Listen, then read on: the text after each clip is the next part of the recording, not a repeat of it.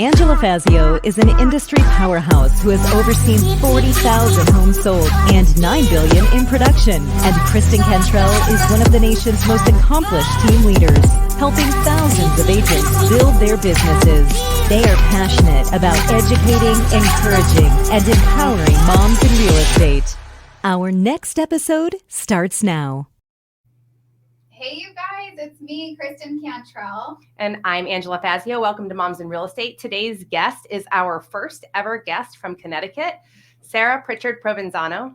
And she's going to be talking to us about being 30 and thriving. 34, but we're in our 30s. So we're in our 30s. It's the same. So Sarah, tell us a little bit about yourself. Well, thank you so much for having me. I'm super excited to be on an episode with you both. So I guess I'm Sarah Pritchard. I live in Connecticut, so I'm glad I'm your first agent out in Connecticut. I am a mom of two. I have a 4-year-old and an 18-month-old, and I'm also a team leader of the Pritchard Homes team at William Ravis Real Estate. And I have 5 agents that work with me, and I actually have 2 more joining in the next month, and then I think 2 or 3 months from now as well. So I'm super excited about the onboarding. Yeah, onboarding new agents is the best. I love it. Absolutely. One of my favorite things in the world. I'm not kidding at all. Yeah, it's so exciting. It's, fresh eyes and a new beginning, and just helping them is always the best thing to do. Yeah, and something that's really awesome about your journey, I really want to dive into your journey because you started in real estate when you were 22, and most of the time when we're talking to moms in real estate, it's not their first career, or they're not 22 when they started. Mm-hmm. So tell us a little bit about what got you into real estate at such a young age, and we'll start there. Okay. So I got licensed right out of college. So I was, I think, 21 when I was taking my courses, and then joined a real estate brokerage at 22. I actually started in real estate, I think, like years before. I used to drag my mom to open houses when I was like 10 years old. So that would be like a Sunday activity.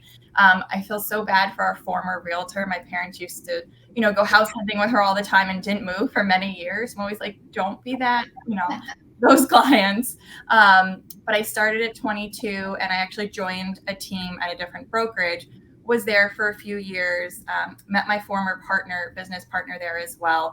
And we just created an amazing team, and it just began to flourish and go from there. And now I have my own team, the same agents I had previously. So I've had a few of them for 5 years. And then I actually just onboarded 3 newer agents.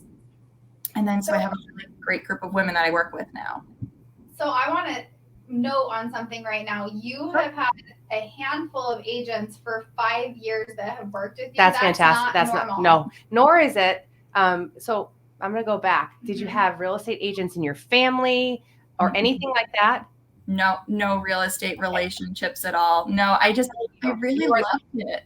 You are the first person, I believe, in my memory that I've ever met that got into real estate as their career first, that didn't have a bunch of real estate agents in their family or influencing them. I emphasize this because I have literally coached and mentored thousands and thousands and thousands of agents, and I've never met one with your story right there. That is That's unique. Amazing. And you're from Connecticut.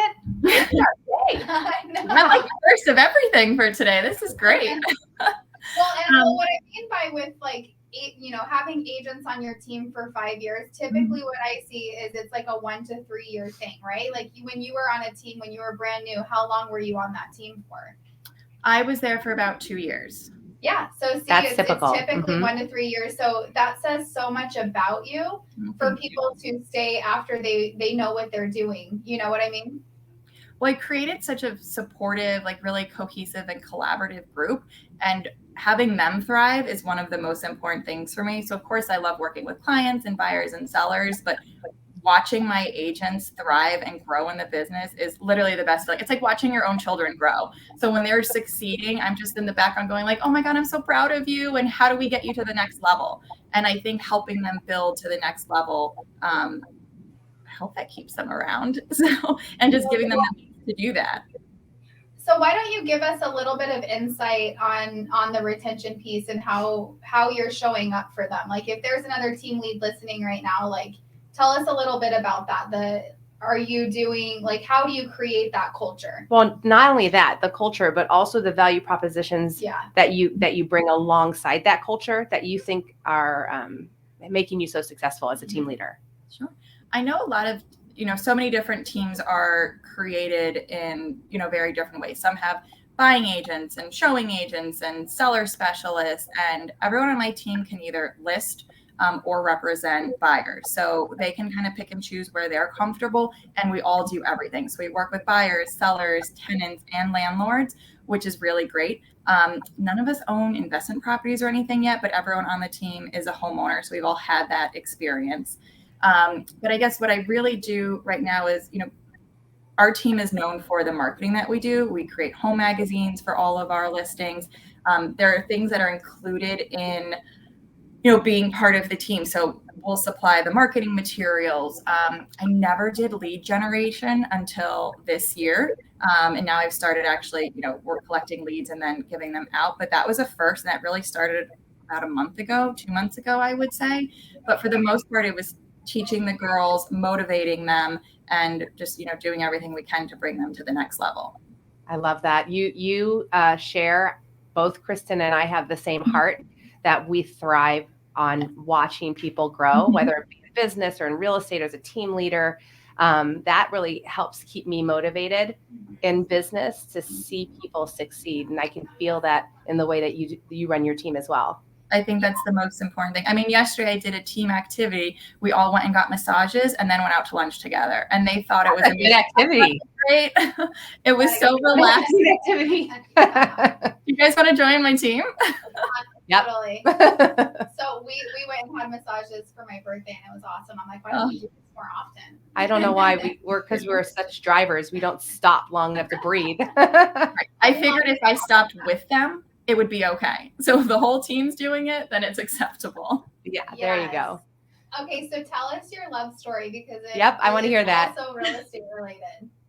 So my husband is a builder, and we both met early on in real estate. I think I was 23 when we first met, and he had been looking in the real estate book, like the actual real estate book magazine, not online, and saw a house that they wanted to go look at to potentially tear down or renovate. And it happened to be my first listing. So his father actually arrived at the house and previewed it. And of course, the team I was on previously was like, are you okay going by yourself? Like, do you want us to come? You're meeting a strange man. And it's funny now because I'm like, that's my father-in-law now. He's not strange. Oh, that's crazy. So it's like, you never know who you're going to meet.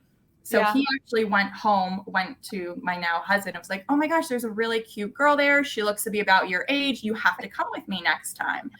So he came, walked through the house. Of course, thought he was cute, but I was dating someone else at the time. So we worked together for about 1.5 years.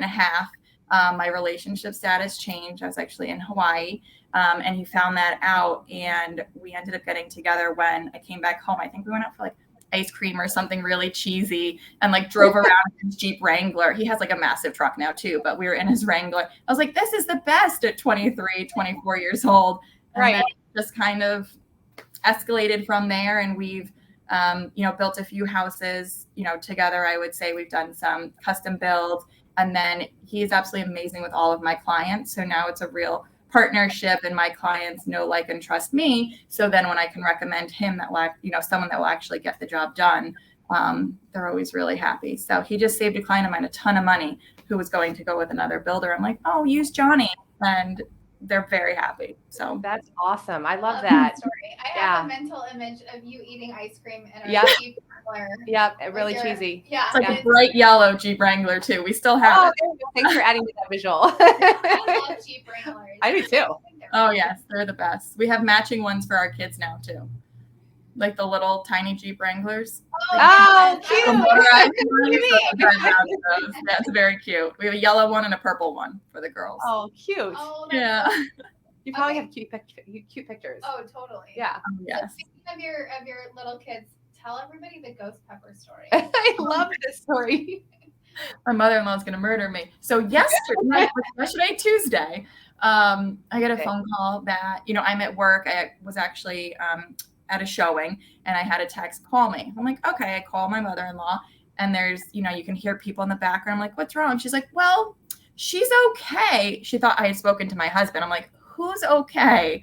I guess my daughter, Claire, who's 18 months old, ate a potato, and the potato was in sausage and peppers, and she thought it would be perfectly fine for her to eat that. There were 2 containers of it. One didn't have hot peppers, and the other one had ghost peppers and jalapenos in it.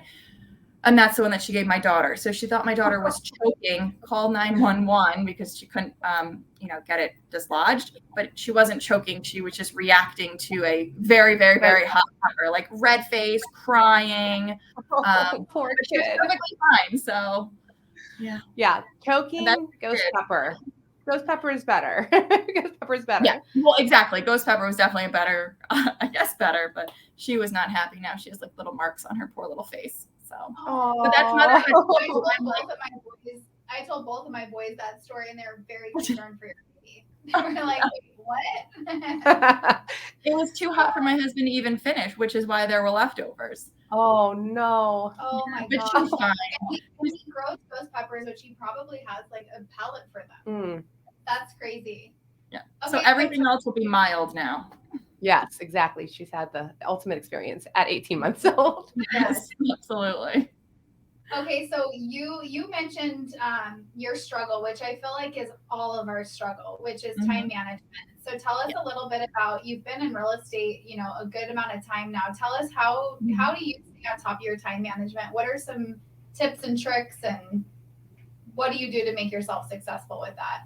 Sure. So this is actually part of like the business planning and scheduling I'm going with the team, going through with the team agents right now.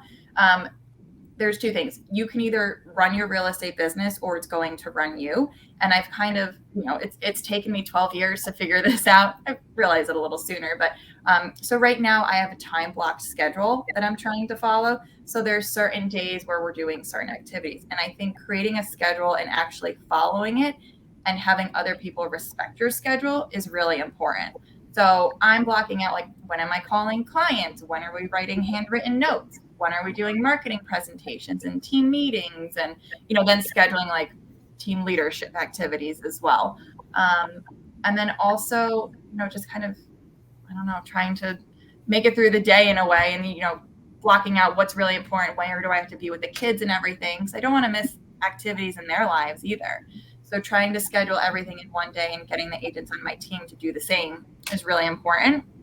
And I actually have my voicemail set. So it says, if you're calling me after 8 p.m., I'll call you back by 10 a.m. the next morning. And I have agents and people that are always like, I love your voicemail. This is the best thing ever. And I respect that for the most part. If I'm in the middle of a bidding war or clients really need me, I'll return phone calls. But for the most part, people do respect that time frame and say, okay, I'll talk to you tomorrow morning at the end when they're leaving me messages. So I think that's really nice to try and set boundaries that way as well. I don't know of too many people who don't struggle with that, because especially in real estate, we're exchanging time for money when we're working with buyers and sellers, and we want to make money. Right. And we also, for the most part, we aren't transactional people. There are some that want to do transactions just as numbers, but most of us want to serve our clients and be relational with our clients. So it's very common for agents to let people step all over their boundaries, until they can establish a way and some scripts and just a mindset that lets you as a person feel okay to set those boundaries and set those timeframes. But it's hard. It's hard when you're in a commission sales business and you want to please your clients. It really is. But I've noticed if I'm respecting those boundaries for myself, my clients are also respecting those boundaries now. And a lot of them, and honestly, I think the pandemic changed that as well, because I noticed people were putting their family first again versus work. And people were like, oh, well, I'm home with my family, so, she can have her time with her family as well. So I think that created some level of respect, I think, with clients as well.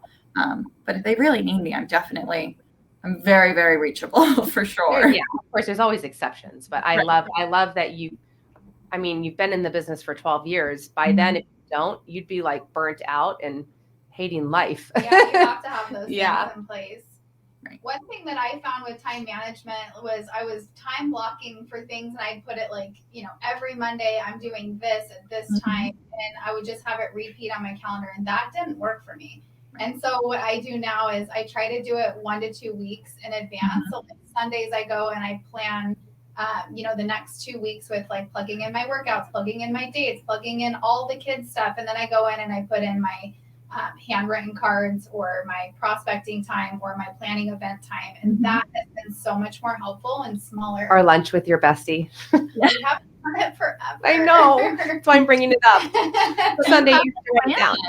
If you don't plan it, it won't happen. So you have to. I know. If it's in your schedule, it will happen. It's so true. It's so true. I just ran into this with one of the women on the team. She's expecting, and I'm like, you have to do your schedule. She keeps, telling me, well, it's going to change. I'm like, right, but do your schedule for now, and then just like you said, in 2 weeks, redo a schedule that works for that time frame. I mean, life is always changing. We just have to adapt.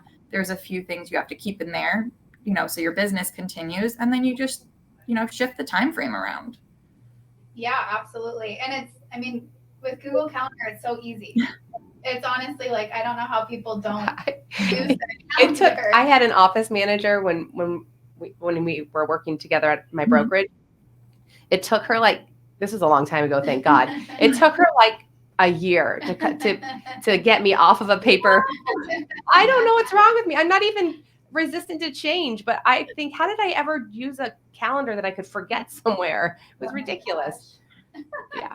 I still do it both ways. I have my daily planner and everything is in my phone. But I feel like my daily planner is more like a to-do list almost. And I'm always things down in there. Yeah.